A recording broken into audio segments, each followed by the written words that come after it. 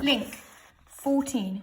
We'd probably have thought no more about it if it hadn't been for Nick. I mean, Captain Hook might easily have been mistaken, and people move on all the time. I'd have forgotten Toya even quicker than I forgot Ginger if we hadn't run into Nick the same afternoon, and who knows what might have happened then. Nick's the guy who sells the Big Issue on Camden Street, but we came across him under the bridge on the High Street. I just tapped a yank for £1 when he came up to me. "I'm glad I saw you," he said. "Something funny's just happened." "Don't tell me," I said. "The Prime Minister's offered you a kip at number 10, right?" "No, listen. You know when you were looking for that mate of yours a while back? Ginger, yeah? Well, I told you I saw him leave the station with an older guy, didn't I?" "Yes, an older guy. Now, where had I heard that recently? Well, this morning an old gimmer comes up to me with a photo of his daughter, asking if I'd seen her." I nodded. "We saw him too. What about it?" "This is about it, my old mate. I did see her a few days back, leaving the station with the same guy your mucker went off with." I looked at him. "What are you saying? You mean they go off with this guy and vanish? Dodgy or what?" "Yeah, dodgy." "Did you tell the old guy?"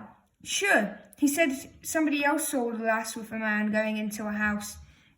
"I know. It was Captain Hook. His flat's in the house. His flat's in the house. The guy's been there, but nobody answered the door." "Did you tell him to go to the cops?" "Nah, no point, is there? They'd say dossers move on all the time. No evidence, see? No, nothing concrete." "Yeah, but I know we could be talking about murder here, double murder, but it's all in suspicion, my old mate." "So what do we do?" Nick shrugged. "I know what it looks like, and the gallant captain has the address. I suggest we watch him for a bit, see what he does. If he's what we think he is, he's bound to give himself away. Then we tell the fuzz." "And what if he takes some other kid home in the meantime? We can't watch him 24 hours a day." I looked at Gail. "What do you reckon, Gail?"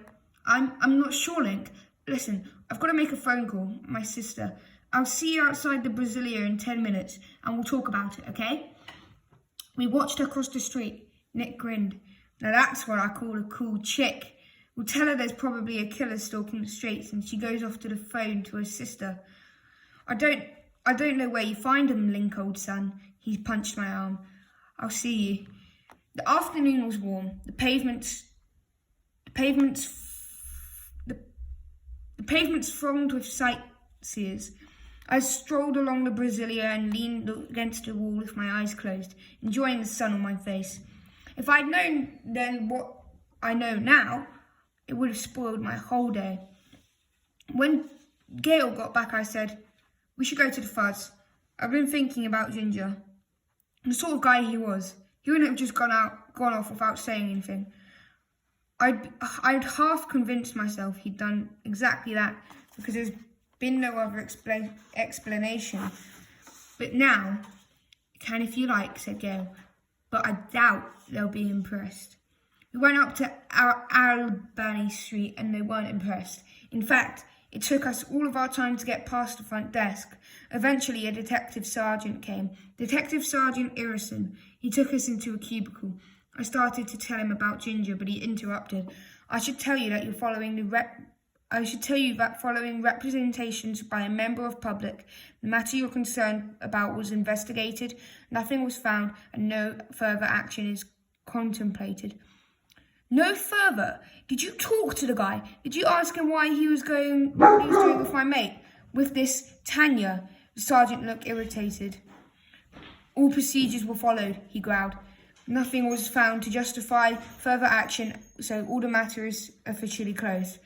And now, if you'll excuse me, I have a job to do." "But what did the guy say?" "Good day, sir."